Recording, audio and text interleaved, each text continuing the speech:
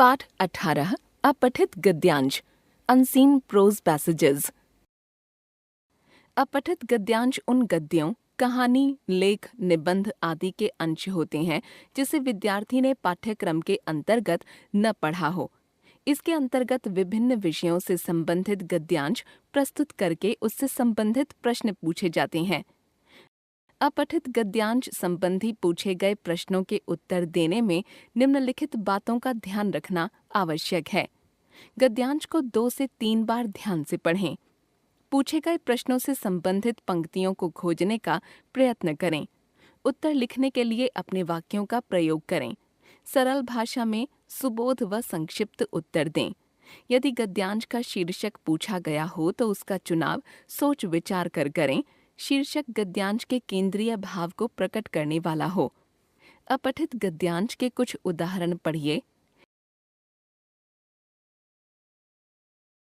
निम्नलिखित गद्यांशों को पढ़कर पूछे गए प्रश्नों के उत्तर दीजिए। संस्कृति का सामान्य अर्थ है मानव जीवन के दैनिक आचार व्यवहार, रहन सहन तथा क्रियाकलाप आदि। वास्तव में संस्कृति का निर्माण एक लंबी परंपरा के बाद होता है। संस्कृति विचार व आचरण के वे नियम और मूल्य हैं जिन्हें कोई अपने अतीत से प्राप्त करता है। इसलिए कहा जाता है कि इसे हम अतीत से अपनी विरासत के रूप में प्राप्त करते हैं। दूसरे शब्दों में कहें तो संस्कृति एक विशिष्ट जीवन शैली का नाम है। यह एक सामाजिक विरासत है जो परंपरा से चली आ रही होती है। सभ्यता और संस्कृति को प्रायः एक ही मान लिया जाता है, परंतु इनमें भेद है। सभ्यता में मनुष्य के जीवन का भौतिक पक्ष प्रधान है, अर्थात सभ्यता का अनुमान भौतिक सुख सुविधाओं से लगाया जा सकता है, जबकि संस्कृति को आत्मा माना जा सकता है। इसलिए इन दोनों को अलग अलग करके नहीं देखा जा सकता। वास्तव में दोनों एक दूसरे के पूरक हैं। इनका विकास भी साथ साथ होता है। अंतर केवल इतना है कि सभ्यता समय के साथ साथ बदलती रहती है, किंतु संस्कृति शाश्वत रहती है। प्रश्न क संस्कृति का क्या अर्थ है? उत्तर संस्कृति मानव जीवन के दैनिक आचार व्यवहार, रहन सहन तथा क्रियाकलाप की सामूहिक अभिव्यक्ति है। प्रश्न ख संस्कृति को विरासत का स्वरूप क्यों कहा जाता है? उत्तर संस्कृति का निर्माण एक लंबी परंपरा के बाद होता है, इसलिए उसे विरासत का स्वरूप कहा जाता है। प्रश्न ग सभ्यता और संस्कृति एक दूसरे के पूरक कैसे हैं? उत्तर सभ्यता का अनुमान भौतिक सुख सुविधाओं से लगाया जा सकता है, जबकि संस्कृति को आत्मा माना जा सकता है। इसलिए सभ्यता और संस्कृति को एक दूसरे का पूरक कहा जाता है। प्रश्न घ सभ्यता और संस्कृति में क्या भेद है? उत्तर सभ्यता समय के साथ बदलती है, लेकिन संस्कृति शाश्वत रहती है। प्रश्न अंग गद्यांश को उचित शीर्षक दीजिए।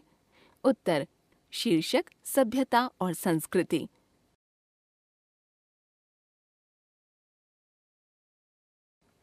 परोपकार से बढ़कर और कोई पुण्य नहीं है।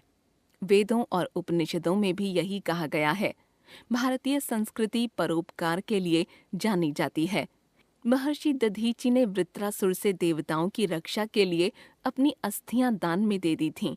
राजा शिवी ने कबूतर की रक्षा के लिए बाज को अपना मांस काटकर खिलाया। देश को स्वतंत्र कराने के लिए हजारों भारतीयों ने अपने प्राण त्याग दिए थे। दूसरों के कष्टों को अपनाकर देखिए, कष्ट में किसी का सहारा बनकर देखिए। दुखी व्यक्ति के दुख दूर हो जाने पर उसके मुख पर आई मुस्कान का कारण यदि आप हैं, तो आपसे महान और कोई नहीं है।